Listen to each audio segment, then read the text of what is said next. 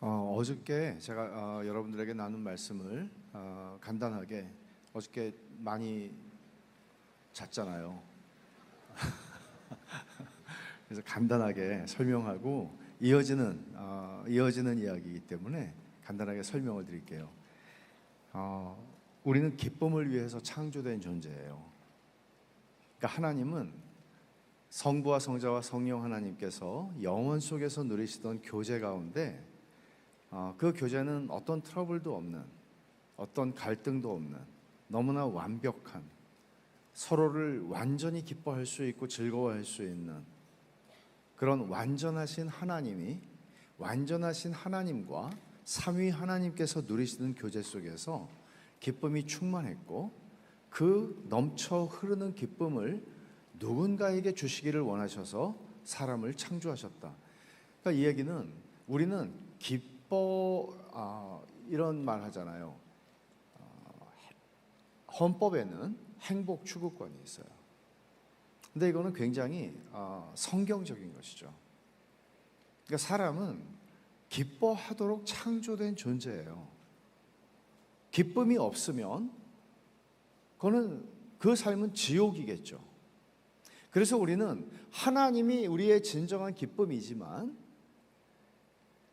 죄로 말미암아 하나님에게서 단절되고 소외되고 하나님과 관계가 끊어져 버린 사람들은 하나님 외에 다른 것에서 성공, 돈, 성취, 명예, 쾌락, 기타 등등 많은 것에서 우리는 기쁨을 추구합니다.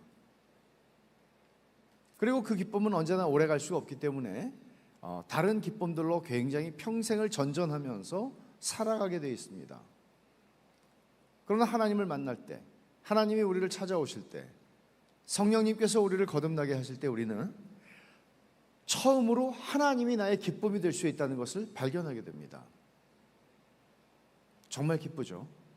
정말 기쁜데 그 기쁨이 우리 안에서 어떤 일을 하는지를 어저께 저는 얘기를 좀 한 거예요. 큰 그림에서는 내가 하나님을 즐거워할 때 하나님은 영광을 받으세요. 이거를 제가 조금 더 설명을 할게요. 사실 오늘 제가 전하는 말씀은 복음을 기뻐하라, 어저께 선포하라예요. 선포하라인데 제 마음에는 오늘 말씀을 들으면서 성령님께서 여러분 가운데 한 100명 정도는 삶을 선교사로 드릴 수 있는 사람들이 있으면 좋겠어요. 요즘에는 그런 헌신이 가뭄에 콩나듯 하는 80년대에 선교 한국이라고 하는 운동이 시작됐을 때, 그것은 사실 미국에서 시작된 학생 자원 운동 같은 그런 운동을 한국에서도 할 수 있을까 하는 생각을 가지고 만든 거죠. 선교사들을 많이 헌신했어요. 근데 문제는 뭔가 하면 우리를 선교사로 헌신하게 만드는 동기가 뭐냐는 거예요. 저는 선교단체 대표를 하면서 선교사를 하겠다고 오는 사람들을 많이 만났어요. 그리고 그 사람들을 다 집으로 돌려보냈어요. 너 선교사 하면 큰일 난다. 흥분해서 할 수 있는 게 아니에요. 그리고 저는 여러분들을 오늘 조금도 흥분시키지 않을 겁니다. 흥분시킬 능력도 없지만. 그러나 진짜가 됐으면 좋겠어요. 세상은 이 기쁨을 알지 못해요. 그래서 지옥이에요. 헬 조선이 아니라 온 세상이 지옥이에요. 지옥을 살다가 지옥으로 가는 거예요. 선교사 한 100명쯤 나오면 좋겠고 나머지는 선교적 삶을 살았으면 좋겠어요. 그건 내일 이야기예요. 근데 누가 복음을 잘 말할 수 있는 사람일까요? 누가 하나님에 대해서 진짜 말할 수 있는 가장 적합한 사람은 누굴까요? 예를 들어서 한희정이라는 사람이 있어요. 제 아내예요. 한희정에 대해서 지구상에서 가장 잘 말할 수 있는 사람은 누굴까요? 김형익이죠.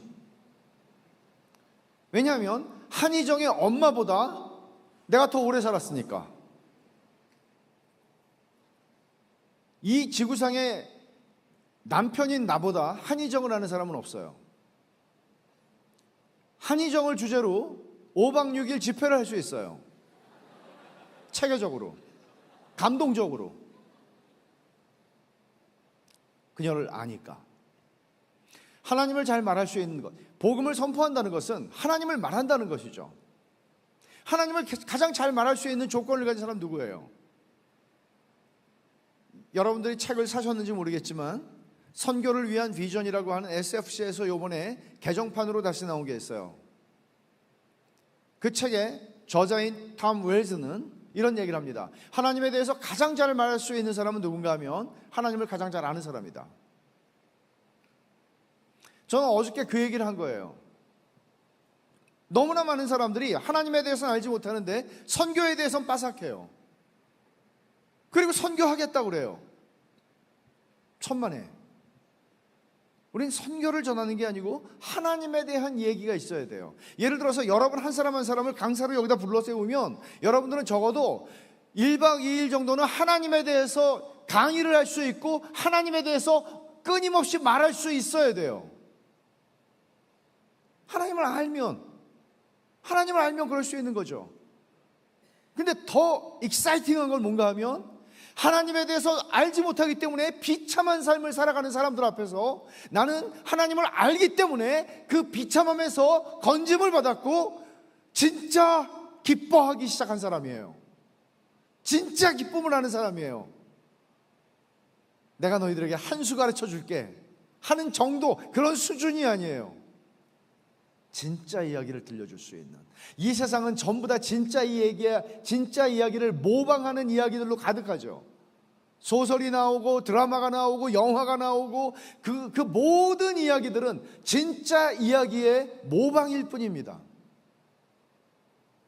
아무리 아름다운 소설을 읽고 아무리 아름다운 영화를 보고 아무리 아름다운 드라마를 본다고 해도 아름다운 것도 별로 없긴 하지만 추하고 더러운 것들이 가득 천지지만 진짜 이야기를 아는 사람이에요. 하나님의 이야기죠. 제가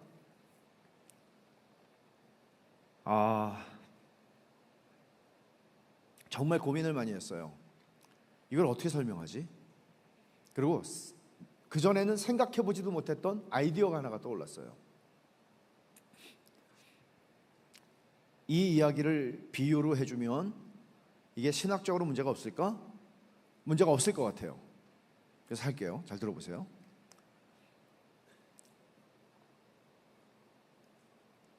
부모가 너무나 사이가 좋아요. 부모가 싸우는 거 한 번도 본 적이 없다가 아니고 진짜 한 번도 싸우지 않은 부부가 있어요. 아주 완벽한 부부예요. 쳐다만 봐도 서로가 기쁨이 충만해지는 그런 관계예요. 심지어 20년, 30년을 같이 살았는데도 살면 살수록 더 행복해져요. 그런 부분은 없겠죠, 세상에. 없어요. 그런데 그 부부에게서 자녀들이 태어났어요. 자녀들이 태어났는데 그들이 본 거는, 드라마에서 보는 거는 전부 다 가짜고 진짜 그들이 가정에서 부모를 통해서 경험하는 거는 세상에서는 어떤 드라마도 어떤 소설가도 어떤 사람도 연출해낼 수 없는 그런 진짜 스토리를 그들은 경험해, 매일 경험하고 살아왔어요. 어렸을 때부터. 근데 그 부모는 뭘 원하겠어요? 자녀들이 화목하기를 원하겠죠. 우애가 있는 형제 자매들이 되기를 원하겠죠. 우리처럼, 내 아내와 내가 그런 관계를 가지는 것처럼, 이게 얼마나 행복한 건지를 내 자녀들이 그들의 교제 속에서 누리기를 원하겠죠. 당연히. 근데 이야기는 여기서 끝나는 게 아니고, 사이좋은 부모와 사이좋은 부부와 사이좋은 형제들이, 자녀들이 같이 그 교제를 누려요. 천국 같은 것이죠. 천국 같은 교제죠. 그런데 학교에 가서 친구를 만나요. 근데 부모님이 이혼했대요. 또는 부모가 어린 시절부터 학대를 하는 부모예요. 또는 기타 등등. 깨어지고 상하고 망가지고 이런 가정들을 모든 가정들이 다 그래요. 이 자녀들은 친구들에게 말해요. 친구들이 그래요. 대학교에서 성장해서 만난 친구들이 나는 비혼이야. 우리 부모를 보고 나는 결혼할 생각이 끊어졌어. 결론이 나왔어. 나는 그런 결혼하고 싶지 않고 자식을 낳아서 고생하고 싶지 않아. 혼자 살 거야. 근데 나는 가정이 무엇인지를 경험한 사람이에요. 가정의 아름다움이 뭔지, 가정에서 얼마나 놀라운 은혜와 사랑과 그 기쁨과 그 가정의 관계 속에서 기쁨이 흘러나온지를 나는 경험하고 살아왔어요. 20년, 30년 동안. 그 친구에게 말하죠. 아니야, 네가 본 건 다 가짜야. 진짜가 있어. 난 그걸 알아. 난 그걸 봤어. 너무너무 아름다운 거야. 가정은 우리를 가슴 벅차게 하고 우리의 가슴이 뛰게 하고, 세상에 사람이 사람을, 부부이기 때문에, 부모와 자녀이기 때문에, 형제이기 때문에 그렇게 사람이 사람을 사랑할 수 있다는 거는, 이건 정말 놀라운 하나님의 계획이야. 이렇게 말해줄 수 있다면. 그리고 그는 이렇게 말하는 것이 힘들지 않겠죠. 왜? 진짜를 말하는 거니까. 내가 경험한 걸, 내가 본 걸, 내가 아는 거를 말하는 거니까. 그리고 말하면서도 기분이 좋을 거예요. 말하면서도 기쁠 거예요. 그리고 누군가가 나에게 설득당해서 그런 가정을 꿈꾸고 그런 가정을 이루어 가려고 한다면, 가정을 이루게 된다면 더없이 행복하겠죠. 이게 오늘 제목이에요. 삼위 하나님의 기쁨을 선포하라. 하나님의 기쁨을 보지 못했는데, 하나님의 기쁨이 뭔지 모르겠는데, 그리고 나는 예수님을 믿는다고 하고 교회를 다니기도 하지만, 그리고 SFC 수양회에 왔지만 난 비참한데, 난 저 목사가 하는 얘기가 무슨 얘기인지 하나도 모르겠는데, 하나도 믿어지지도 않는데, 물론 개소리라고 말하지는 않겠지만 무슨 소리를 하는 거야. 예를 들어서 제가 여러분들에게 넘버 1, 넘버 2, 넘버 3 이렇게 하세요, 저렇게 하세요, 이것도 하세요. 그럼 여러분들은 편할 거예요. 편하죠. 그것만 하면 되잖아요. 근데 저는 여러분들에게 이렇게 얘기하는 거예요. 보라고, 하나님을 보라고. 안 보이는데 어떻게 봐요? 그때 우리에게서 이런 탄식이 나오는 거죠. 하나님 보고 싶습니다. 삼위 하나님의 기쁨이 뭔지 보고 싶습니다. 왜냐하면 이건 하나님이 보여주셔야 되는 거거든요. 하나님이 계시하셔야 돼요. 보여주셔야 돼요. 성령께서 우리의 눈을 열어주셔야 돼요. 그때 우리는 우리의 무능함을 고백하고 하나님 앞에, 하나님 진짜 스토리를 나에게 들려주세요. 진짜 스토리를 나에게 보여주세요. 진짜 스토리가 뭐예요? 그게 복음이에요. 이 세상은 진짜 스토리를 알고 경험한 사람과 그렇지 못한 사람으로 나눠져요. 어떤 분이 저에게 이런 얘기를 하더라고요. 세상에는 손주를 가진 사람과 손주를 가지지 못한 사람으로 나눠진다고. 세상은 진짜 이야기를 아는 사람과 진짜 이야기를 모르는 사람들. 여러분은 진짜 이야기를 압니까? 교회를 다니냐고 묻는 거 아닙니다. 여러분들이 SFC 운동원이냐고 묻는 거 아닙니다. 여러분 진짜 이야기를 압니까? 선교사로 한 15년을 살았습니다. 그리고 목사로 한 20몇 년을 살고 있습니다. 목사도 진짜 이야기를 모를 수 있고 선교사도 진짜 이야기를 모를 수 있습니다. 얼마든지 직업적으로 할 수 있습니다. 자기의 왕국을 세우겠죠. 우리는 그런 이야기들을 수도 없이 많이 봅니다. 머리 아플 정도입니다. 나는 죽고 그리스도가 사는 것은 없습니다. 나는 쇠하고 그리스도가 흥하는 것은 없습니다. 자기 자신에게 사로잡힙니다. 진짜 이야기를 모르면 자기밖에 남는 게 없어요.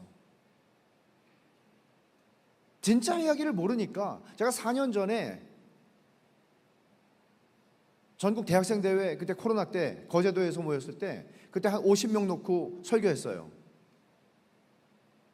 그때 했던 얘기는 이거예요. 우린 천상의 시각으로 세상을 보고 사는 사람들이라고. 세상의 젊은이들은 전부 다 성공을 위해서, 더 큰 집에서 살기 위해서, 더 많은 연봉을 받기 위해서, 사람들에게 더 인정을 받기 위해서 뼈를 깎고 수고하고 영혼을 불태우고 그렇게 살아가지만, 우리는 그것을 위해서 그렇게 우리의 영혼을 불태우는 존재가 아니라는 거죠. 우리는 완전히 다른 게임을 하는 사람들이라는 거죠. 왜? 천상의 시각으로 우리는 인생을 볼 수 있으니까. 70억, 80억의 인구가 다 축구 경기를 하는데, 우리도 축구 경기를 하다가 어느 날 주님을 만나니까 주님께서 우리에게 천상의 시각을 보여주셔서 하늘에서 드론으로 밑에를 쳐다보니까, 아니 여기가 알고 보니까 축구장이 아니고 농구장이었네. 사람들은 바보같이 알지 못하고 전부 다 축구만 하고 있네. 농구를 해야 되는데 진짜 게임을 하기 시작하는 거예요. 근데 그런 힘이 어디서 생겨요? 하나님을 알아야지. 그래서 다니엘이 말한 거예요. 자기의 하나님을 아는 자는 강하여 용맹을 떨친다고. 모든 사람들이 다 이쪽으로 몰려오지만 나는 저쪽을 향해서 혼자 걸어갈 수 있는, 거슬러 갈 수 있는 힘이 있는 거예요. 이 세상을 본받지 않을 수 있는 힘이 있는 거예요. 그런 그리스도인이 어디 있습니까?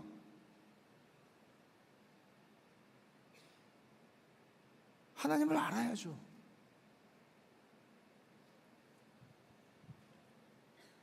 진짜 스토리를 알아야죠.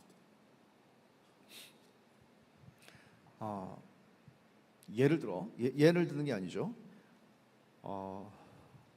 선교사로 헌신한다는 것. 어떤 면에서는 이것은 남의 얘기가 아니라 여러분 자신의 이야기일 수 있습니다. 왜냐하면 저에게도 꿈에도 상상치 않았던 선교사로의 부르심이 어느 날 왔으니까요. 내가 아니라는 확신을 너무나 강하게 가지고 있었는데 하나님이 어느 날 거절할 수 없는 부르심으로 나를 찾아오셨으니까요. 가라고. 이 중에 있는 여러분들 가운데, 여러분의 인생 가운데 하나님께서 그렇게 부르시는 분들도 있을 겁니다. 그러면 우리는 어떤 생각을 하게 되냐면, 비장함이라고 하는 비장함이 생겨요. 예를 들어서 여러분 한번 생각해 보세요. 이것이든 저것이든이에요. 오늘 저녁에 하나님께서 2025년 7월 2일 저녁 여러분 가운데 어떤 사람들을 선교사로 부르실 수 있어요. 나는 아니겠지라고 생각할 수 있는 사람이 여기 하나도 없어요.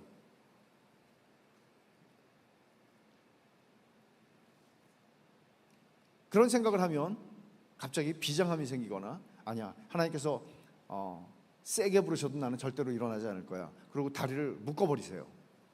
의자에다가 일어나지 못하게. 이렇게 세울 생각도 없지만, 비장함이라고 하는 것으로 보통 선교 헌신이 드러날 때가 많아요. 저는 선교 집회를 옛날에 되게 많이 했는데 90년대 후반에 예를 들어 제 얘기를 하죠. 91년도에 인도네시아로 파송될 때 제 마음은 비장함으로 가득했습니다. 결혼하고 신혼여행을 다녀와서 바로 그 다음 주에 선교사 훈련 받는 곳에 입소를 했습니다. 아내와 함께. 그리고 1년 반 동안 훈련을 받았고 그 사이에 아이가 태어났습니다. 아이가 83일째 되는 날 인도네시아 자카르타로 가는 비행기를 탔습니다. 비장했습니다. 그리고 나는 인도네시아에서 순교를 하거나 인도네시아에서 주님을 맞이하고 싶은 마음이 가득했습니다. 내 몸을 불살라 주님을 위해서 드리고 싶었습니다. 너무나 비장했죠. 소위 뼈를 묻는다는 표현이 아마 그런 데다가 쓰는 말일 것이라고 생각이 됩니다. 이렇게 선교라는 것은 목숨을 걸어야 하는 일이기 때문에 비장할 수밖에 없습니다. 그리고 너무나 교회 역사 속에서 너무나 많은 예수 그리스도의 증인으로 부름받은 사람들이 증언을 하다가 죽임을 당했기 때문에 2000년의 선교의 역사는 순교의 역사이기 때문에 비장하지 않을 길이 없습니다. 비장한 건 마땅해요. 하지만 이런 비장함은 오래가지 않아요. 왜냐하면 비장함은 우리의 정신적인 에너지를 무지하게 많이 소비하거든요. 사람들 앞에서 비장한 태도를 가질 수 있어요. 근데 집에서 밥 먹으면서 잠자면서도 비장할 수는 없어요. 오래갈 수가 없어요, 비장함은. 저에게도 마찬가지였어요. 인도네시아에 가서 익숙해집니다. 언어를 공부하고 그 사람들과 같이 지내기 시작하고 익숙해지기 시작해요. 그러자 비장함은 사라지고 비장함은 어느새 의무감으로 대체되었습니다. 내가 그래도 한국교회에서 파송을 받은 선교사인데 끝까지 이 책임은 잘 감당해야 되겠구나. 중간에 허튼 짓 하지 않고 중간에 보따리 싸지 않고 내가 이 의무감으로 끝까지 잘 가야 되겠구나. 그런 생각 정도를 하고 있었죠. 근데 문제는 뭔가 하면 의무감을 가지고 내가 선교 사역을 감당하고 있는데 그거는 이를 악물고 버티는 삶이었습니다. 견디는 삶이었습니다. 행복하지 않았어요. 진짜 행복하지 않았어요. 처음에 선교사로 나갈 때는 복음이 없이 비참하게 복음을 듣지 못하고 죽어가는 많은 인도네시아 사람들을 생각했고 그들을 생각하고 기도만 해도 눈물이 났고 그리고는 그곳에 갔어요. 살아도 지옥이고 죽어도 지옥인 그 인도네시아 사람들을 생각하면서 복음을 전해주려고 갔어요. 그런데 내가 행복하지가 않아요. 하나도. 이를 악물고 버티고 있으니까 내 삶에 여유가 안 생겨요. 내 아내가 힘들어하지만 내 아내의 힘듦을 들어줄 수 있는 여유가 없어요. 조금만 힘들다 그러면 그것도 못 견디냐고 그래요. 나도 지금 이를 악물고 간신히 버티고 있는데. 그리고 둘째가 태어났어요. 삶이 버거웠어요. 그리고 이런 생각이 왔죠. 내가 이러려고 인도네시아에 왔나? 하는 자괴감이 들었어요. 하나님과 복음을 위해서 비장하게 헌신한 내 삶의 비참함이 괴로웠어요.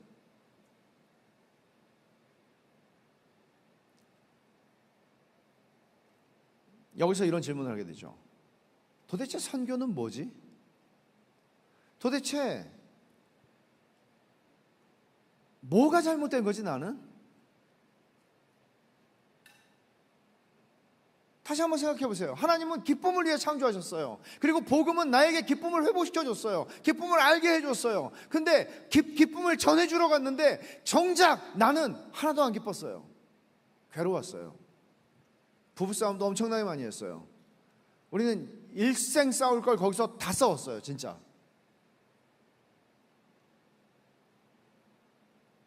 아내가 이혼하자고 그랬어요. 진심으로. 진심이겠죠. 힘들다는 얘기예요. 그거는. 아내는 한의점은 한담을 하는 사람이기 때문에 한씨 여자들이 좀 무서운 게 있어요. 한담을 하는 여자라서 여권을 숨겨놨었어요. 도망갈까 봐. 이게 비단 선교사로 헌신해서 살아가는 사람들만의 문제는 아니겠죠. 우리가 어떤 직업을 가지고 어떤 모습으로 살아가든지 간에 그리스도인으로서 살아간다고 할 때 피해갈 수 없는 문제예요. 이 문제죠. 그래서 여러분들은 기쁜가요? 그리고 이 기쁨을 묻는 이 기쁨은 도대체 어떤 기쁨을 말하는 것일까요? 저는 개인적으로 선교사들에게 그런 얘기를 한 적이 있어요. 젊은 저보다 후배 선교사들한테 야, 네 얼굴 보고 예수 믿겠냐? 왜 이렇게 똥 씹은 표정이냐 너는? 뭐 네가 세상 죄를 지고 가는 어린 양이니? 이런 문제예요. 여러분, 솔까말 목사들도 언해피한 사람이 너무나 많아요.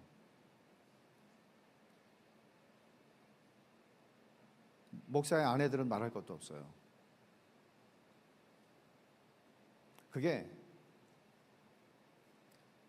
사회적 기준으로 성공을 해서 대형 교회를 이루었다, 대형 교회를 이루지 못했다, 우리 교회는 조그만 교회다, 그런 차원의 문제가 아니에요. 언해피해요. 근데 복음을 전하는 사람이에요. 그럼 뭘 기대할 수 있을까요? 뭘 기대할 수 있어요? 맞는 말? 정답? 제가 여러분들에게도 물어요. 운동원이라며요. 운동원이라며요. 근데 언해피해요.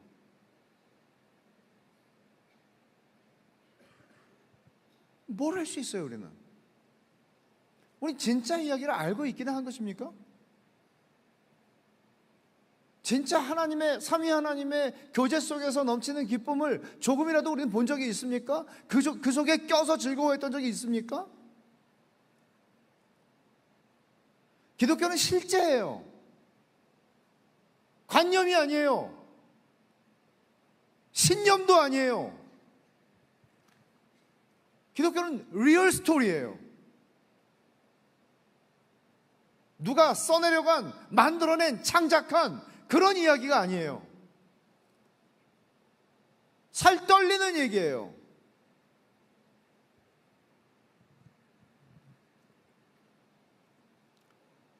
제가 선교를 이렇게 정의를 할게요. 어저께 전했던 메시지에 근거해서 선교를 이렇게 정의해요. 선교는 삼위 하나님의 기쁨을 발견한 사람들이 그 기쁨을 알지 못하고 그 기쁨에 참여하지 못해서 비참한 지옥 같은 인생을 살아가고 있는 사람들에게 영원하고도 영광스러운 그 기쁨을 전해주고 싶은 갈망에 못 이겨서 그 기쁨을 전해주는 것입니다. 기쁨을 선포하는 것입니다. 이게 선교예요. 그래서 삼위 하나님의 기쁨을 발견한 사람들은 그 기쁨을 선포하는 사람들로 살아가게 되는 것이죠. 난 아니까. 없는 얘기를 주워들어서 목숨을 거는 사람은 세상에 없어요. 그건 어리석은 사람이죠.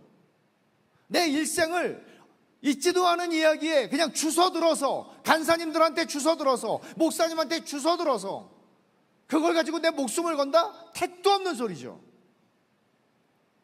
우리는 그렇게 우리 인생을 경솔하게 걸지 않습니다.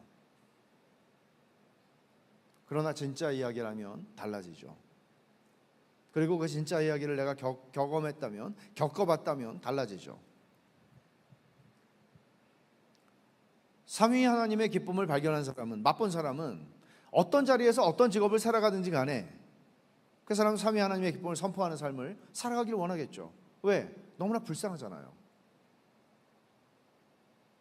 내가 아는 그 기쁨을 모르잖아요.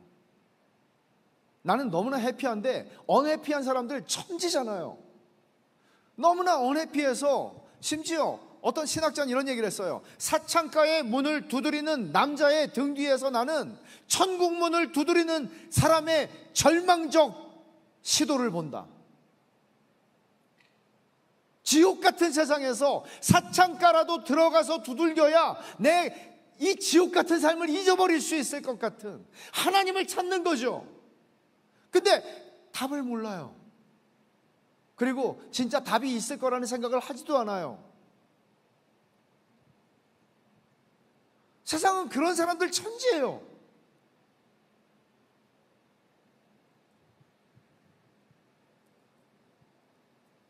제가 오늘 여러분하고 나누고 싶은 말씀, 삼위 하나님의 기쁨을 선포하라는 것은 선교사로 부르는 것일 수도 있어요. 하나님께서는 이 말씀을 통해서 여러분들 가운데 어떤 사람들은 선교사로 부를 수 있고 또는 선교적 삶으로 부를 수 있어요. 그런데 이거는 비장함하고는 거리가 있는 얘기예요. 기쁨에 대한 이야기니까. 기쁨에 대한 이야기니까. 여러분이 아까 제가 얘기했던 거 있죠? 너무나 좋은 부모님 밑에서, 너무나 좋은 형제들 속에서, 너무나 좋은 가정 속에서 진짜 가정이 무엇인지를 경험하고 겪어본 사람이 그런 가정에 대한 꿈조차 꿀 수 없는 친구에게 아니야, 가정은 이런 거야. 가정은 이렇게 좋아. 가정은 이렇게 행복한 거야. 그런 가정을 꿈꾸라고. 그런 가정을 이루어봐 라고 말할 때 여러분들은 비장해집니까? 그렇지 않죠. 즐거이 흥분되는 마음으로 그 일을 할 수 있죠. 성경은 그런 겁니다. 먼저 우리가 오늘 본문을 좀 주목해서 보죠. 본문 17장 13절 읽었는데 여기서 주님은 이렇게 기도하세요. 주님이 십자가에 죽으시기 전 마지막으로 기도하신 내용이에요. 그러니까 중요한 내용이에요. 어느 구절 하나도 흘려보낼 수 있는 구절이 여기 하나도 없어요. 여기서 이렇게 말씀하세요. 지금 내가 아버지께로 가오니 내가 세상에서 이 말을 하옵는 것은 그들로 내 기쁨을 그들 안에 충만히 가지게 하려 함이니이다. 자, 생각해 보세요. 주님이 이제 십자가에 달려 죽으실 거예요. 이 밤이 지나면, 이 기도가 끝나면 주님은 잡히세요. 군인들에게 잡히시고 이제 밤새 신문을 당하시고 내일 새벽에 빌라도의 법정으로 가시고 십자가에 죽으실 거예요. 그런데 주님이 기도하시는 내용 중에 여기에 저 같으면 이렇게 기도할 것 같아요. 아버지, 내가 아버지께로 가오니 내가 세상에서 이 말을 하옵는 것은 그들로 나의 비장함을 100배나 더 해주셔서 제자로서의 이 사명을 감당하게 하옵소서. 근데 주님 그렇게 기도하잖아요. 내 기쁨을 충만히 가질 수 있도록 하나님 아버지께 제자들을 위해서 기도하고 계세요. 기쁨이 뭐길래? 기쁨이 그렇게 중요해요? 기쁨 중요해요. 그 얘기를 오늘 할 거예요. 어저께도 했지만 그 얘기를 계속 할 거예요. 기쁨은 너무나 중요해요. 주님이 그냥 기쁨을 충만하게 해달라고 기도하지 않아요. 어떤 기쁨이에요? 내 기쁨이라고 그러세요. 내 기쁨이 그들 안에 충만하도록. 로또 맞은 기쁨이 충만하게 해주십시오. 자식이 잘 돼서 너무나 기뻐하는 기쁨이 충만하게 해주십시오. 그런 기도가 아니에요. 부부가 화목해서 원하는 것들을 이룰 수 있어서 행복하게 해주십시오. 기쁘게 해주십시오. 그런 기도가 아니에요. 내 기쁨이 충만하기를 원해요. 근데 이사야 53장 3절을 보면 주님은 간고를 많이 겪었으며 라고 하는 오실 메시아에 대한 예언이 나와요. 그는 간고를 많이 겪었으며, 그것을 ESV 성경을 어떻게 번역을 하나 하면 A man of sorrow, 슬픔의 사람이라고. 예수님의 별명은 슬픔의 사람이에요. 예수님은 우리의 죄를 짊어지시기 위해서 슬픔의 사람으로 이 땅에 사셨어요. 그런데 그분이 말씀하세요. 내 기쁨을 그들 안에 충만히 가지게 하려 함이니이다. 무슨 얘기라는 거예요? 이 슬픔의 사람이 내 기쁨을 그들이 충만히 가지게 해달라고 기도하시는 그 내 기쁨은 무엇을 말하는 것일까요?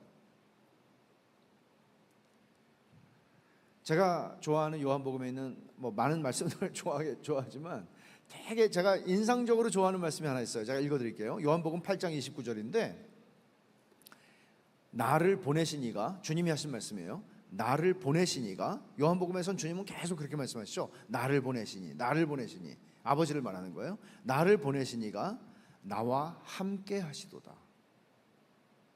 나는 항상 그가 기뻐하시는 일을 행함으로 나를 혼자 두지 아니하셨느니라. 주님은 항상 아버지께서 당신과 같이 동행하신다는 것을 아셨어요. 근데 그것을 어떻게 표현하시나 하면 나는 항상 그가 기뻐하시는 일을 행한다고. 저는 이 말씀을 오래전에 처음 인상적으로 이 말씀을 봤을 때 이런 생각을 했어요. 야, 이런 고백을 할 수 있는 인생을 살면 진짜 대박이겠구나. 내가 항상 아버지께서 기뻐하시는 일을 행함으로 그가 나를 혼자 두지 아니하셨느니라. 내가 어느 곳에 가든지 내가 무엇을 하든지 그가 나를 혼자 두지 아니하셨느니라. 나를 보내시기에 나와 항상 함께 하시도다. 주님에게는 이런 기쁨이 있으셨어요. 주님에게는 아버지가 기뻐하시는 일을 행하고 아버지와 함께 하시는 기쁨이 분명히 있었어요. 주님이 제자들을 위해서 간구하시는 이 기쁨은, 나의 기쁨이라고 하는 것은 창조하실 때 주고 싶었던 그 기쁨이에요. 그리고 주님이 지금 말씀하시는 기쁨도 아버지와 함께하는 기쁨이에요. 그냥 내가 개인적으로 누리는 어떤 기쁨이 아니고 이것은 관계적 기쁨이에요. 삼위 하나님께서 누리셨던 기쁨과 같은 것이에요. 그 사귐 속에서 누리셨던 기쁨과 같은 것이에요. 주님에게는 이런 기쁨이 있었어요. 창조 때 성자 하나님이신 예수 그리스도께서 성부 하나님과 함께 성령 하나님과 함께 인간에게 주고 싶었던 그 기쁨, 근데 타락으로 말미암아 인간이 잃어버린 그 기쁨, 그 기쁨을 충만히 가지도록 주님은 기도하고 계세요. 왜? 주님은 이 기쁨을 주러 이 땅에 오신 거거든요. 주님이 십자가에서 죽으신 거는 이 기쁨을 회복시켜 주려고 죽으신 거거든요. 요한복음에는 7개의 표적이 나와요. 예수님께서 하신 표적이 나와요. 그 첫 번째 표적이 뭔지 아세요? 요한복음 2장에 가나의 혼인잔치에서 포도주가 떨어졌죠. 이건 재앙의 수준입니다. 유대의 관습에서 보면 포도주가 떨어졌어요. 물로 포도주를 만드신 이 표적이 예수님이 처음으로 행하신 표적이에요. 술 좋아하는 사람들은 그렇게 얘기하죠. 봐, 예수님도 술 만드셨잖아. 그런 차원의 얘기가 아니에요. 이 표적은, 표적이라고 그랬죠? 사인이에요. 사인은 가르치는 실제가 있죠. 무엇을 가르쳐요? 예수님이 오신 목적, 메시아로서 이 땅에 오신 목적은 포도주가 끊어져서 기쁨이 사라져버린, 그러니까 혼인잔치는 기쁨이 충만해야 하는 곳인데 그 기쁨이 충만해야 하는 모양은 있는데 정작 기쁨을 줄 수 있는 포도주가 다 떨어져 버렸어요. 재앙이에요. 이 세상을 묘사하는 거죠. 이 세상은 마치 잔치집 같아요. 흥청거리고 흥청망청거리고 기쁘다고 그러고 좋다고 그러고 난리가 아니에요. 그런데 진짜 기쁨은 없어요. 진짜 기쁨은 없어요. 진짜 기쁨은 잃어버렸어요. 예수님은 그 진짜 기쁨을 주러 이 땅에 오셨다는 것을 물로 포도주를 만든 표적을 통해서 보여주신 것이죠. 그리고 이 기도에서 주님은 십자가를 지시기 직전에 내 기쁨이 그들 안에 충만하기를 기도하십니다. 그러면 이 기쁨의 성격을 좀 더 한번 살펴보죠. 이 기쁨은 로이드 존스는 이렇게 표현을 합니다. 들어보세요. 이 기쁨은 그 사람 존재의 기품 속에 기품 속에 자리 잡은 하나의 체험입니다. 그러므로 그 기쁨은 여러분이 만들어내려고 하는 것이 아니라 여러분 자신 속에 심겨진 어떤 것입니다. 여러분이 그런 사람이기 때문에 삶 속에서 그 자체를 드러내게 되는 바로 그런 기쁨입니다. 그리스도인이라는 거죠. 이게 그리스도인이라는 거예요. 이게 진짜 그리스도인이라는 거예요. 이것은 삼위 하나님의 기쁨을 발견한 사람, 그걸 알았기 때문에 그 사람 속에 심겨진 기쁨을 말하는 건데, 사도 베드로는 베드로전서 1장 9절 8절에서 이렇게 표현하죠. 예수를 너희가 보지 못했으나 사랑하는도다. 이제도 보지 못하나 믿고 말할 수 없는 영광스러운 즐거움으로 기뻐하니. unspeakable joy, 형언할 수 없는 기쁨.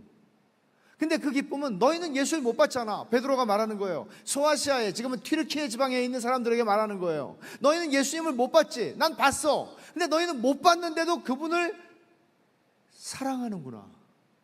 근데 그분을 사랑하니까 너희의 마음이 어떻든 너희 마음은 형언할 수 없는 기쁨으로 충만하잖아. 베드로가 묘사하는 그리스도인은 이런 거예요. 그들은 기쁨을 발견한 사람들이에요.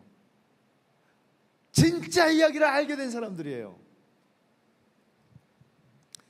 조나단 에드워즈는 이 기쁨을 이해하도록 이런 말을 해줍니다. 이것도 인용할게요. 잘 들어보세요. 내가 경험한 최고의 달콤한 기쁨과 즐거움은, 내가 경험한 최고의 달콤한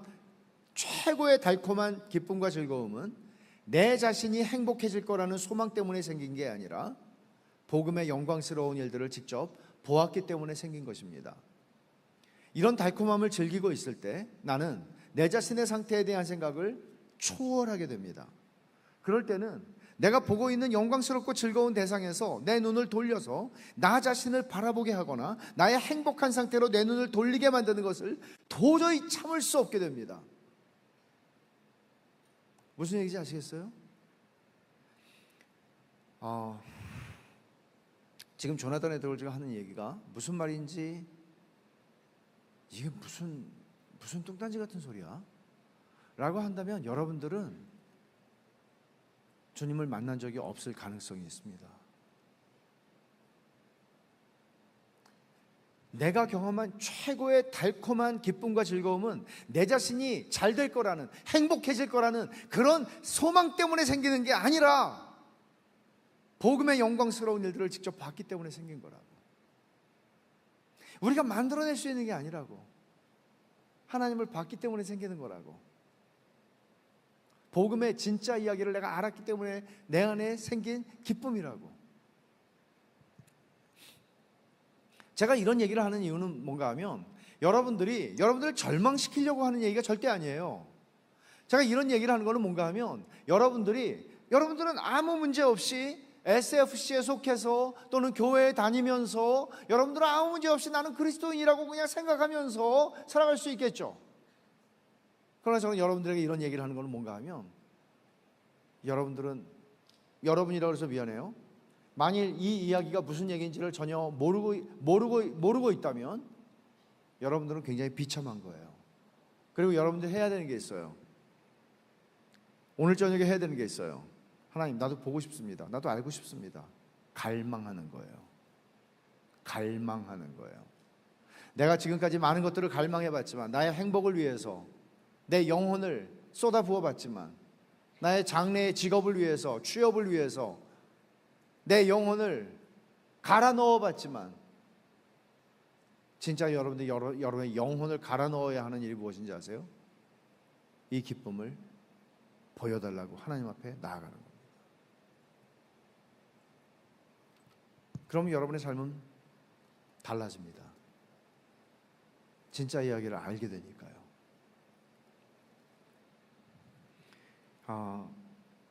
믿는 자들에게 성령을 주신다 그랬어요. 로마서 5장 5절에 보면 이렇게 말씀을 해요. 소망이 우리를 부끄럽게 하지 아니함은 우리에게 주신 성령으로 말미암아 하나님의 사랑이 우리 마음에 부음바 됨이라.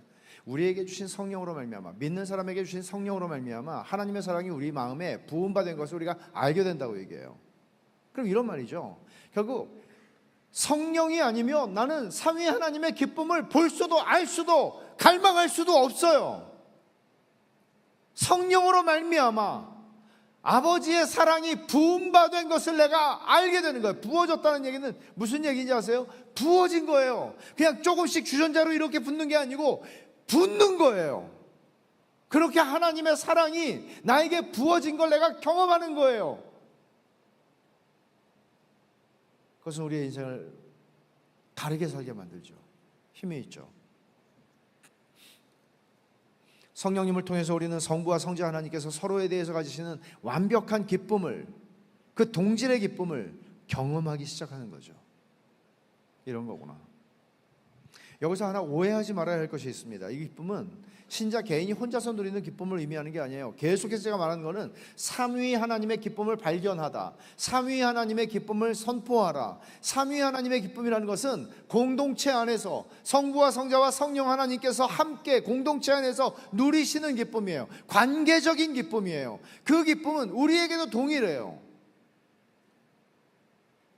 그 얘기는 내일 제가 집중해서 할 텐데, 요한일서 1장 3절을 한번 여러분 찾아보십시오. 요한일서에서 사도 요한은 똑같은 얘기를 하고 있습니다. 요한일서 1장, 사실 제가 요즘 같은 시대에 너무나 제 안에서 터지는 불만은 뭔가 하면, 예를 들어 이런 거예요. SFC 감사해요. 설교를 하면, 어디 집회를 가거나 어디 설교하러 가면 인용하는 구절들을 다 달래요. 자막에 띄워준대요. 그래서 내가, 왜 이렇게 친절하게 하세요? 아니, 손이 없어요, 발이 없어. 성경책을 찾아보면 되잖아요. 왜 그렇게 친절해요? 그랬더니 어떤 교회에서는 그렇게 얘기하더라고요. 사람들이 성경책을 안 갖고 와서요.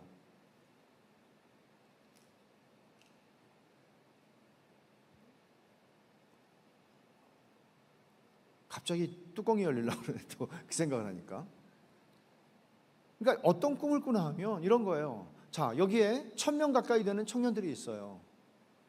우리는 그 진리의 말씀을 통해서 하나님을 알고 싶어서 이 자리에 모인 사람들이에요. 우리는 찬양을 통해서 흥분하거나 내 기분이 좋아지거나 뭔가 새로운 경험을 하거나 그런 짜릿한 뭔가를 원해서가 아니라 하나님을 알고 싶어서 온 사람들이기를 바라요. 그리고 우리는 하나님을 알기 위해서 뭐가 필요해요? 강사가 필요한 게 아니라 하나님을 알기 위해서는 하나님의 계시의 말씀이 필요한 거죠. 그리고 우리는 이 말씀을 샅샅이 뒤져보기를 원해요. 그런 생각을 잠깐 했어요.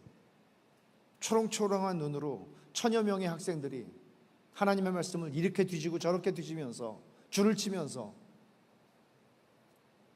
요한일서 1장 3절과 4절이에요.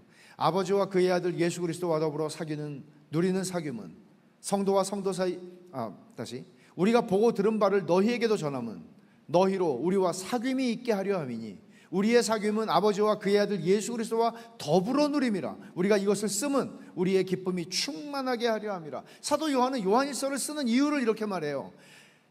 아버지와 그 아들 예수 그리스도와 함께하는 사귐, 그 사귐 속에 우리가 들어가고 우리가 그 하나님의 삼위 하나님의 사귐 속에 들어가서 우리의 기쁨이 충만해지기를 위해서 나는 이 요한일서를 쓴다.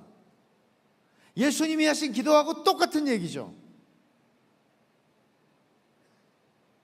물론 저도 마찬가지로 이 저녁에 하나님께서 삼위 하나님의 그 기쁨을 여러분들 가운데 충만하게 해주시기를 바라고 이 말씀을 전해요. 예수님의 이 기도와 똑같은 마음을 가지고요. 기쁨이 중요하다. 여기까지는 우리가 동의가 됐을 거예요. 자, 그럼 이제 주님께서 구하신 내 기쁨이 무엇인지 이해를 했으니까, 그러면 주님이 왜 이 기쁨이 제자들에게 충만하기를 구하셨을까요? 여기에서 제가 앞에서 정의한 선교의 정의와 이 질문은 관계가 있어요. 선교를 제가 뭐라고 그랬죠? 삼위 하나님의 기쁨을 발견한 사람들이, 삼위 하나님의 기쁨을 알지 못하기 때문에 지옥 같은 인생을 살아가며 지옥 같은 세상을 살아가면서 아무 소망도 없고 아무 꿈도 없고 아무 기대도 없이 그냥 이 세상에서 하나님을 대체할 만한 비참한 쾌락을 추구하고 전전하면서 살아가는 사람들에게 진짜 기쁨의 이야기를 알기 때문에 그들을 진짜 기쁨으로 초대할 수 있는 초대장을 내가 가지고 있기 때문에 그걸 가지고 나가서 그들에게 진짜 이야기를 들려주는 것입니다. 이게 선교예요. 그럼 우리에게 필요한 게 뭐죠? 그 기쁨이 충만할 필요가 있죠. 주님께서 내 기쁨이 그들 안에 충만하기를 바라는 것은 단순히 그들이 행복하라고 거기서 끝이 아니라 내 기쁨이 충만한 사람들을 통해서 이 기쁨을 알지 못하고 지옥 같은 세상을 살아가는, 주님이 이 기도에서 하신 말씀을 그대로 따라가면 아버지께서 내게 주신 사람들이고, 요한복음 10장의 용어를 빌리면 아직 우리에 들지 아니한 많은 양들이 이 기쁨을 발견하도록, 그것을 위해서 주님은 내 기쁨이 그들 안에 충만하기를 기도하신 것이죠. 주님은 이 기쁨의 힘을 아셨습니다. 슬픔과 비장함은 혼자서 끙끙거리고 이를 악무는 것이라면, 기쁨은 확산시키는 성질을 가지고 있습니다. 기쁨은 말하고 싶죠. 기쁨은 표현하고 싶죠. 말하지 않더라도 내 얼굴에 기쁨이 쓰여져 있죠. 입꼬리가 귀에 걸린다고 그러죠. 무슨 좋은 일 있어요? 사람들이 물어보죠. 그것을 베드로는 이렇게 표현했어요. 너희에게 소망에 관한 이유를 묻는 자들에게 대답할 거리를 준비하라. 왜 소망에 관한 이유를 묻죠, 사람들이? 세상엔 소망이 없으니까.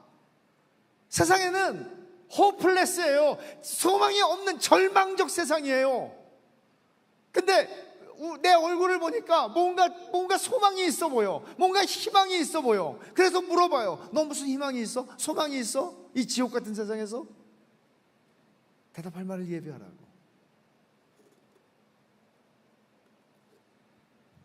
기쁨은 확산되는 성질이 있어요.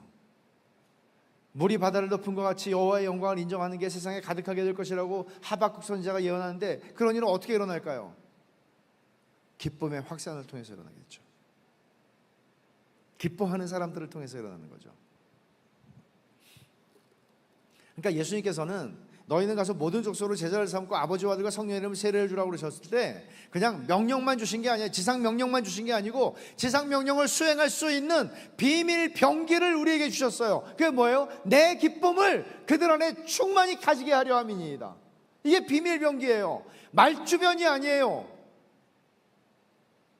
무슨 대단한 실력가가 돼가지고 내가 아랫사람들에게 예수를 믿어 그러면 이렇게 돼, 그런 거 아니에요.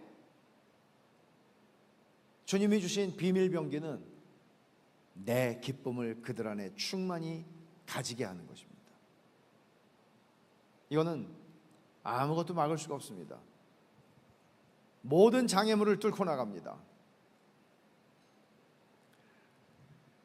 그래서 요한일서에서 사도 요한은 이 기쁨이 너희 안에 충만하게 하기 위해서 나는 요한일서를 쓴다고 말했고, 바울은 감옥 밖에 있는 빌립보 교회를 위해서 기뻐하라, 기뻐하라. 내가 다시 말하노니 기뻐하라.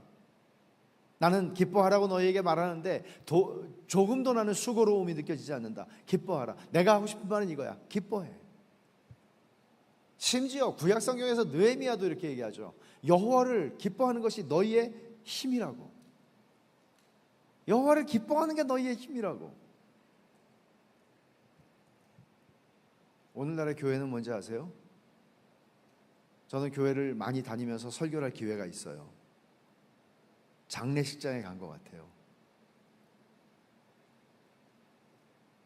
정말로. 왜 그렇게 매가리가 없고, 왜 그렇게 사람들은, 여러분 야구장에 가보세요. 야구가 저녁 때 시작하는데 야구장 안에 있는 카페를 갔어요. 밥 먹고 오후 2시에. 근데 2시부터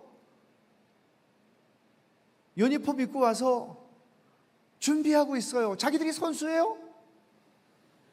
왜 자기들이 준비해? 난리가 아니에요. 그 헌신. 그 월차 쓰고 왔을 것 같은 사람들도 있던데, 그 희생,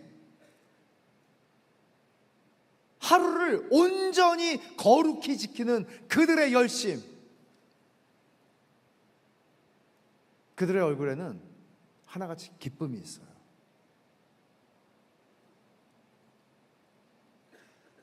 근데 저는 교회에서 그런 것들을 보지 못해요. 잘못된 거죠. 뭔가 잘못된 거죠. 예수를 믿는다고 우리는 말하지만 진짜 이야기를 우리는 가지고 그 이야기를 즐기고 있나?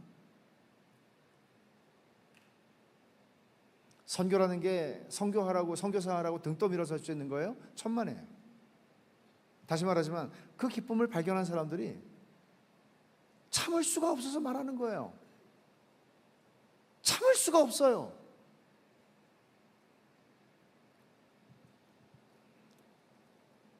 이 일을 감당할 수 있는 사람들은 주님의 기쁨이 충만한 사람들이에요. 그래서 주님은 내 기쁨을 그들 안에 충만히 가지게 하려 함이라고 이것을 위해서 기도하시는 거예요. 죽기 직전에, 십자가를 지시기 직전에 주님은 이 기도를 하시는 거예요. 그들 안에 비장함이 아니라, 의무감이 아니라, 이를 악물고 견디는 힘이 아니라 기쁨이 충만하게 해달라고. 내 기쁨이 충만하게 해달라고. 존 파이퍼는 기쁨을 선교의 연료라고 말했어요. 아무리 좋은 자동차 람보르기니가 있다 한들 기름이 없으면 못 가요. 전기차는 기름이 없어도 가겠지만, 일단 이게 너무 복잡한 시대가 돼서 하여간 전기가 없거나 기름이, 동력이 없으면 못 가요.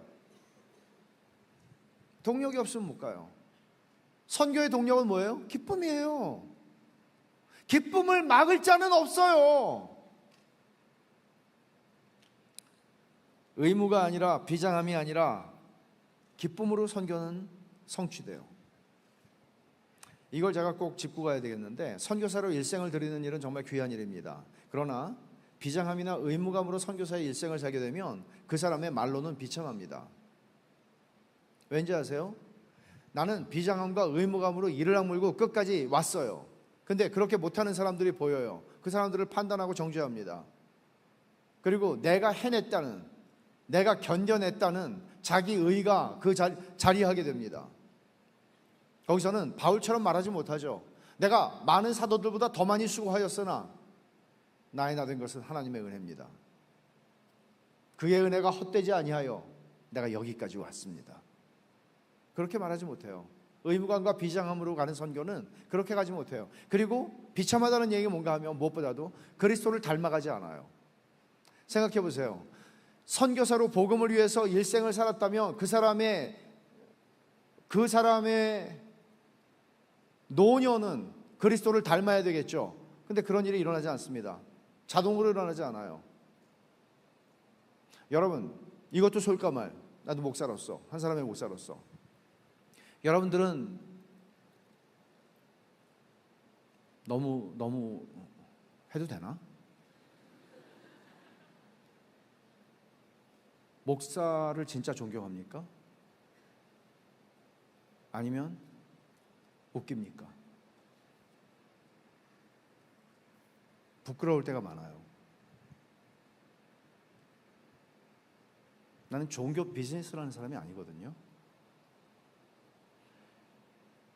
일생을 하나님의 말씀을 전했으면 그의 노년은 가장 그리스도를 닮아야 될 것 같은데 그런 일이 잘 안 일어나요.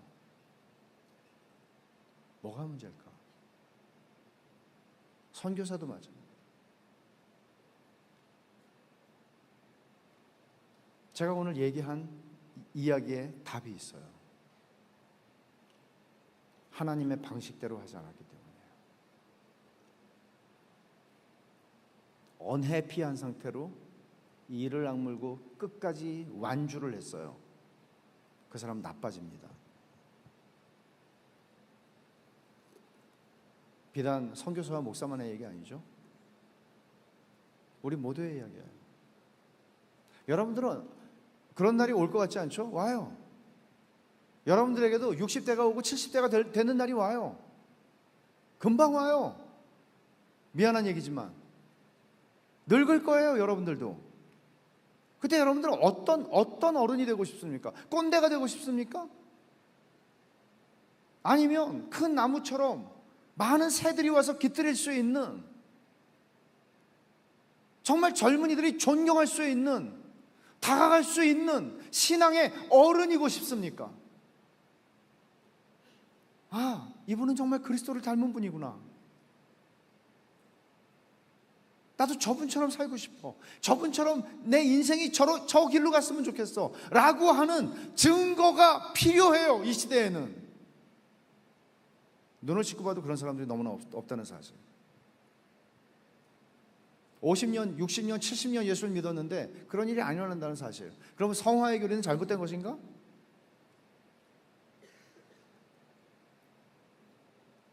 정직하게 우리는 물어야 할 필요가 있어요.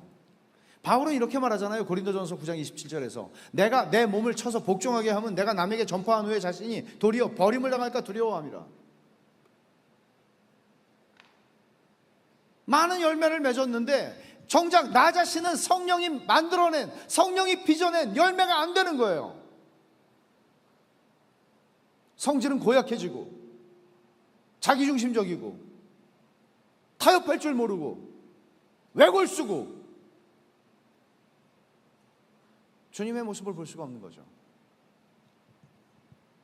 이것은 단순히 내가 누군가에게 복음을 전한다, 선교사가 된다, 이런 차원의 문제가 아니고 여러분 자신이 잘 사는 것과 관계된 문제예요. 잘 사는 건 뭔가 하면 여러분이 잘 살았다면 여러분의 노년의 그 열매가 여러분의 인품 속에, 성품 속에, 인격 속에 드러나는 거예요. 왜? 그 마다들의 형상을 본받게 하기 위하여 예수 그리스도가 여러분을 위해서 죽으셨으니까.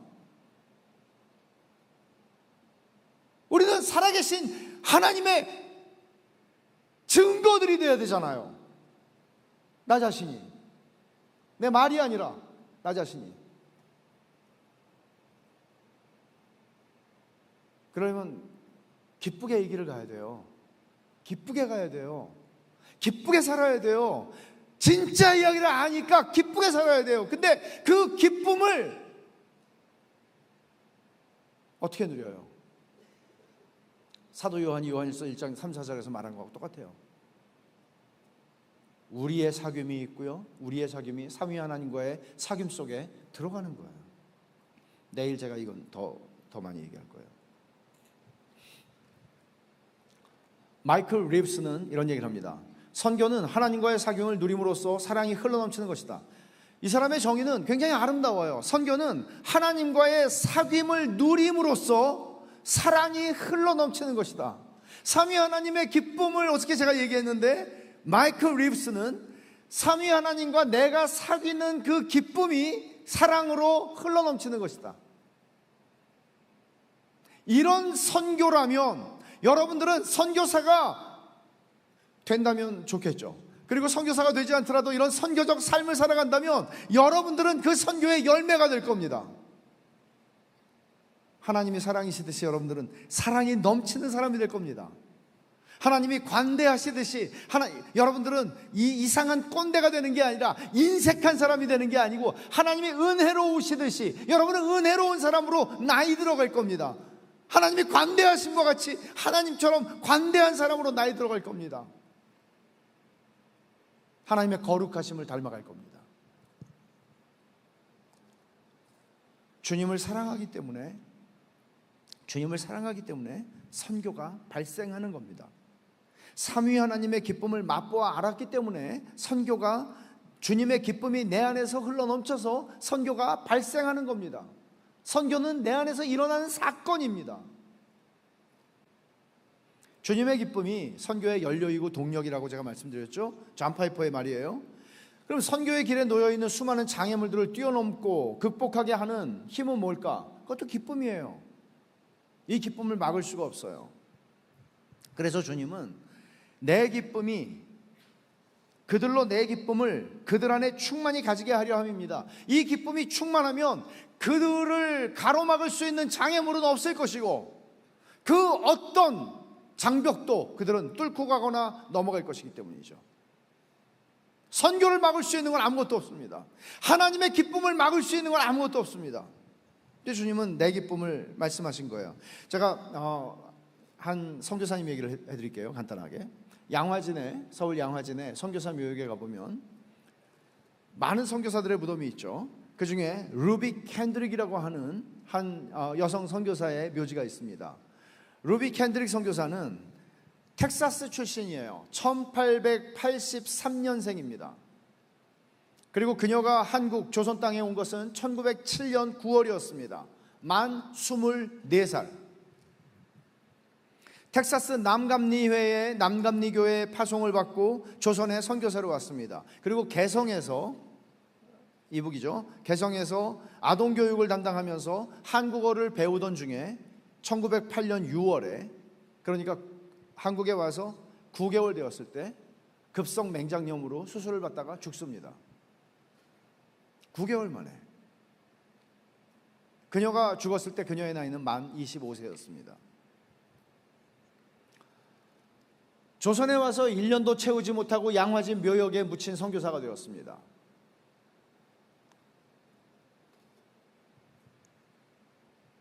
그녀가 부모에게 보낸 편지 가운데 한 글귀가 그녀의 묘비에 새겨졌습니다. 이런 말입니다. 만일 나에게 줄 수 있는 1000개의 생명이 있다면 모두 조선을 위해 바치고 싶습니다.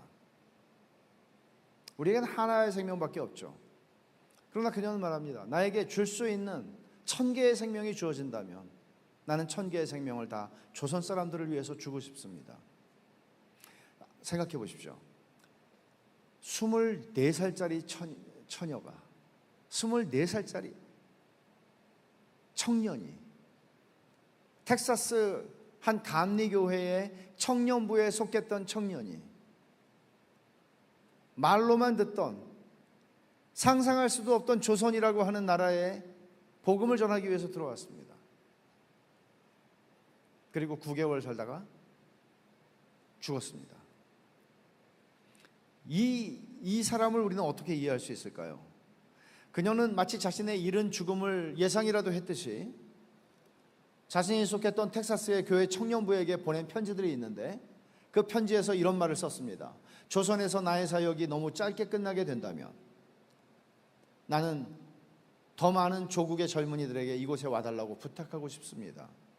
그리고 실제로 루비 캔드릭이 죽고 나서 그 청년부의 청년들이 20-30명이 한국으로 왔습니다. 그녀의 이른 죽음은 더 많은 선교사들을 불러일으켰습니다.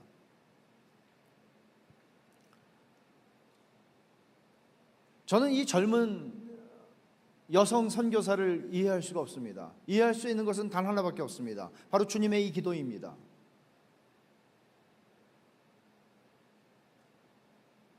그녀 안에 내 기쁨을 충만히 가지게 하옵소서 라고 하셨던 기도가 아니면 이해할 수가 없습니다.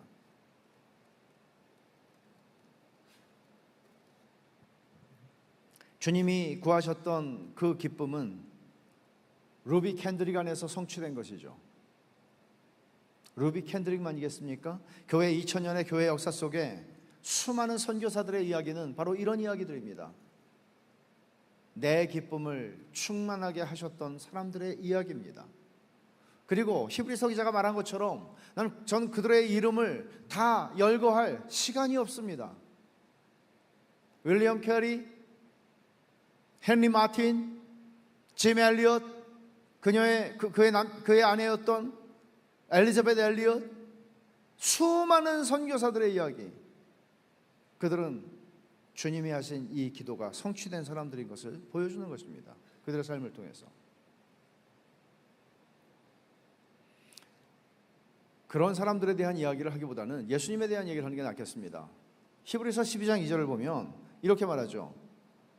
그는 그 앞에 있는 기쁨을 위하여 십자가를 참으사 부끄러움을 개의치 아니하시더니 하나님 보좌의 우편에 앉으셨느니라.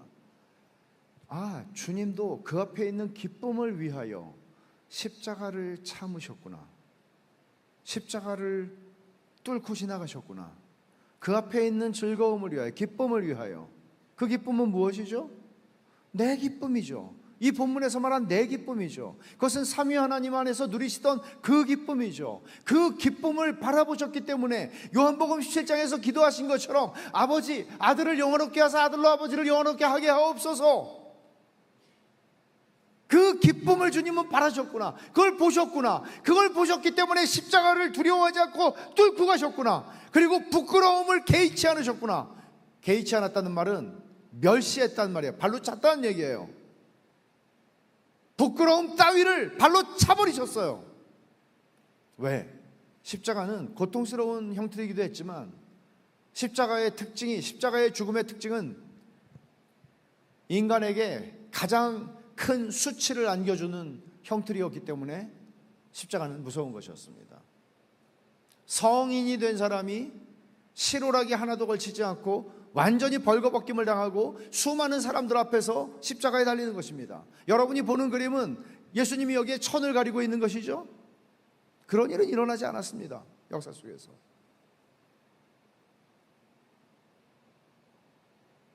주님은 그 부끄러움을 개의치 않으셨습니다. 왜 그렇죠? 그 앞에 있는 기쁨을 위하여. 주님은 이 기쁨이 당신의 제자들에게 충만히 있기를 기도하십니다. 이 기쁨을 이길 수 있는 건 없으니까요.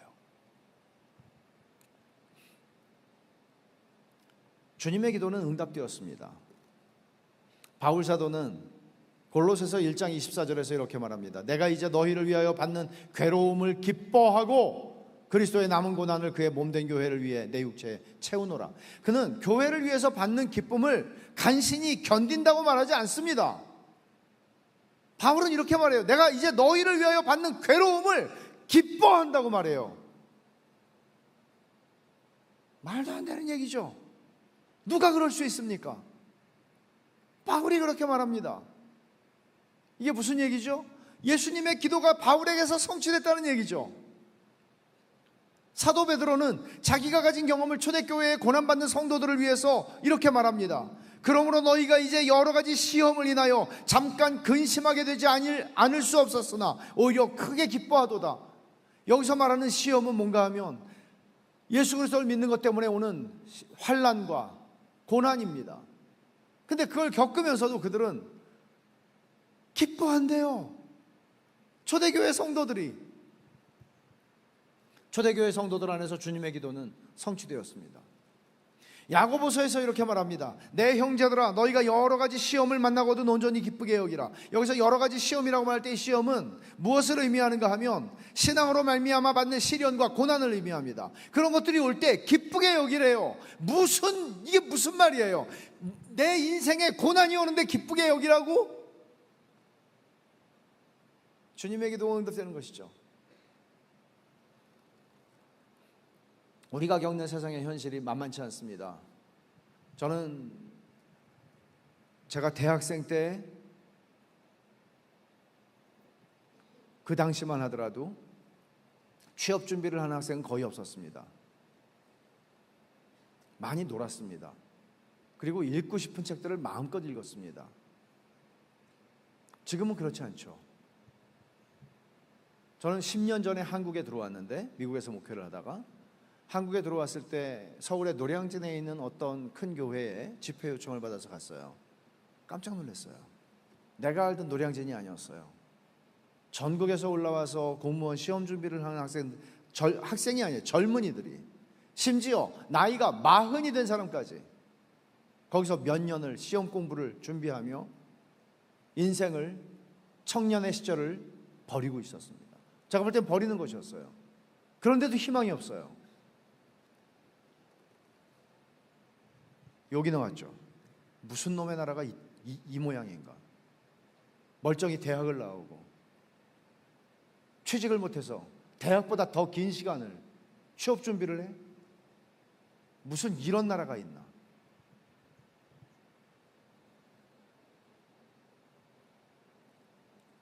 우리의 현실은 우리를 기뻐할 수 없게 합니다.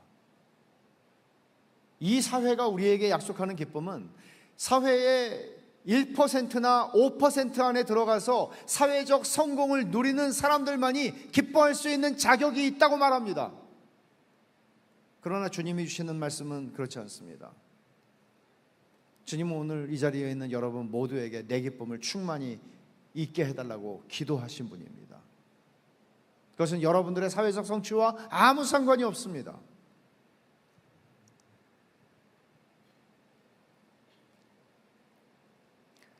시편 118편 24절 말씀은 우리에게 굉장히 익숙한 말씀이에요. 이날은 여호와께서 정하신 날이라. 이날에 우리가 즐거워하고 기뻐하리라. 노래도 있죠. 이날은 주의, 그다음 뭐지? 주의 정하신 주의 날이라. 이 노래가 있잖아요. 이 말씀이에요. 118편 24절이에요. 이 날은 하나님께서 위대한 구원을 이루신 날을 의미하는 것입니다. 그런데 1745년에 프랑스의 위그노 목사였던 루이 랑은 유죄 판결을 받고 사형을 언도받습니다. 그는 그리스도에 대한 믿음을 포기하면, 조금만 양보하면 되는데 그 양보를 할 수가 없습니다. 그리고는 사형장으로 향합니다. 사형장으로 가면서 그는 이 구절의 프랑스어 버전으로 노래를 하면서 나아갔습니다. 그러니까 상상해 보세요. 죽음의 형장으로 가는 사람이 이날은 주의 정하신 주의 날일세 기뻐하세 즐거워하세. 상상이 되세요? 지금 죽음의 형장으로 가는 사람이 이 노래를 부르는 거예요. 루일랑이 죽고 몇 주가 지나서 오래도록 수배를 당하던 자크 로저라고 하는 위그노 목사가 또 붙잡힙니다. 그리고는 그도 사형장으로 끌려가면서 루일랑이 불렀던 그 노래를 똑같이 부르는 거예요. 몇 주가 지나지 않아서. 그러니까 여러분 생각해 보세요. 그 사형을 집행하는 그 사람들, 이거 뭐지? 우리보다 더 기뻐해. 죽으러 가는 사람이 사형을 집행하는 사람보다 더 좋아해. 신이 났어 아예. 한 16년이 지나서 1762년에 또 다른 위그노 순교자가 나오는데 프랑소와 로세트라고 하는 사람입니다. 이 사람도 타협함으로써 죽음을 피하기를 거절하고 이 노래를 부르며 거리로 끌려나갑니다.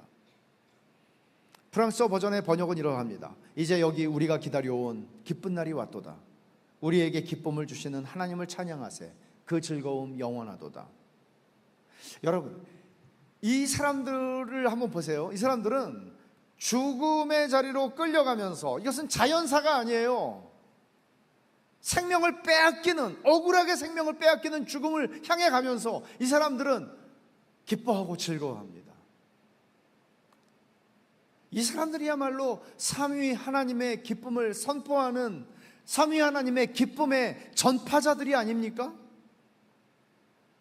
여러분들이 다 사형장의 이슬로 사라질 거란 말 하지 않습니다. 여러분들 가운데 많은 사람들은 자연사 할 것입니다. 아마도 그것이 자연사이든 아니면 어떤 사고이든 우리는 그리스도인이기 때문에, 우리는 우리의 삶과 죽음을 통해서 무엇을 증거하는 사람인가 하면 삼위 하나님의 기쁨을 전파하는 사람들입니다. 한 가지 적어놓으세요. 시편 118편 24절. 죽음 앞에서 부를 수 있는 노래예요. 그리스도인들이.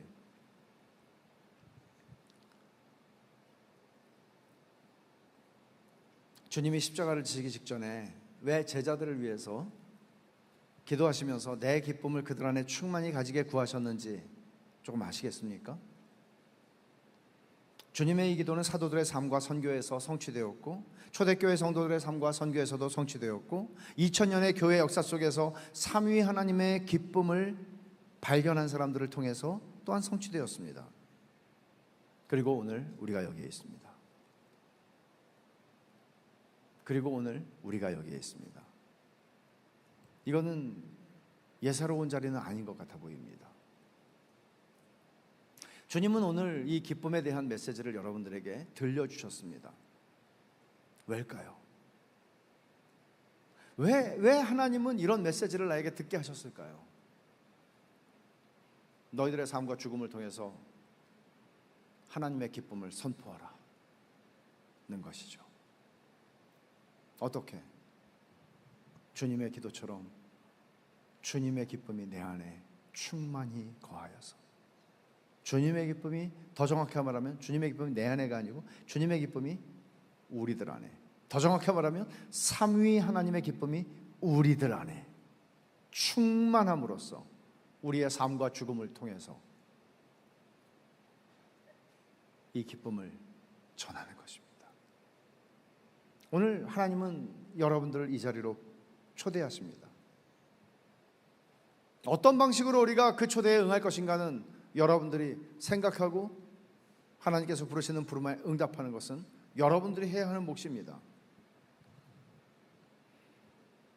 오늘 제가 여러분들에게 선교를 위해 자신을 희생하고 헌신하고 평생 선교사로 헌신하라고 하는 말을 구체적으로 하지는 않겠습니다. 그리고 그렇게 하기 위해서 여러분들이 더 비장해져야 된다고 말하지 않겠습니다. 저는 여러분들에게 주님이 지워주신 선교의 의무를 다하라고 말하지 않겠습니다. 주님이 너희는 가서 모든 족속으로 제자를 삼으라고 그랬으니 다 일어나서 나가자고 여러분들을 선동하지도 않을 겁니다. 선교에 대한 두려움을 물리치고 여러분들을 하나님께 드리라고, 여러분 자신을 하나님께 헌신하라고 말하지 않겠습니다. 주님이 십자가를 지시기 전에 드렸던 이 기도에 여러분의 마음을 쏟아서, 하나님, 주님 이렇게 기도하셨죠? 이 기도가 오늘 제 인생에, 그리고 제 평생에 이 기도가 성취되게 해주세요. 저는 주님의 기쁨이 충만한 존재로 살다가 죽고 싶습니다. 이렇게 기도할 수는 있죠. 이렇게 간구해야죠. 마땅히.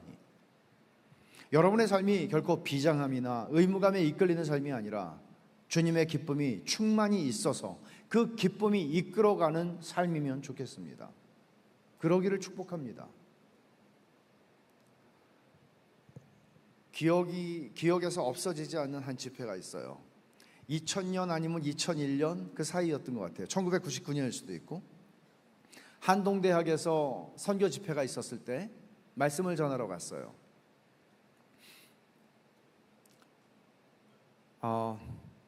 사회를 맡은 형제가, 거기 무슨 회장인가 되는 형제였는데 지금은 나이가 많이 들었겠네요. 한 40대 중반, 50 가까이 됐을 수도 있겠어요.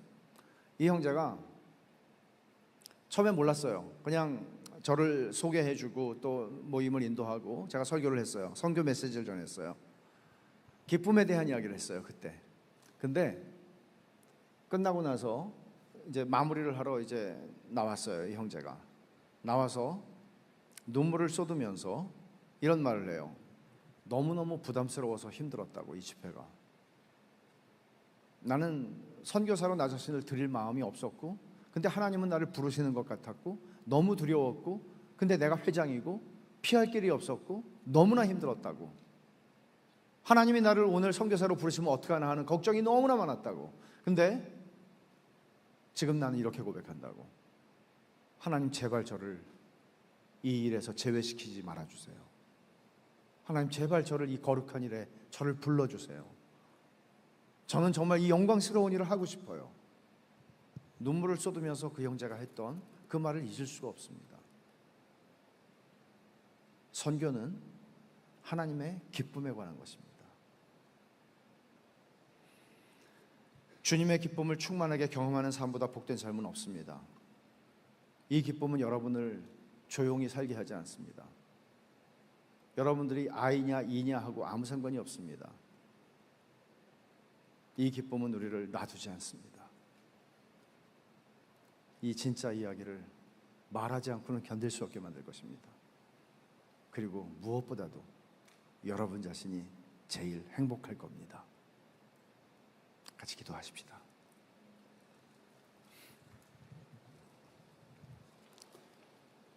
하나님 아버지, 참 감사합니다. 오늘 주님께서 그들 안에 내 기쁨을 충만히 가지게 하려 함이라고 기도하셨던 그 기도가 주님 오늘 저희들 가운데 이루어지게 하여 주시옵소서.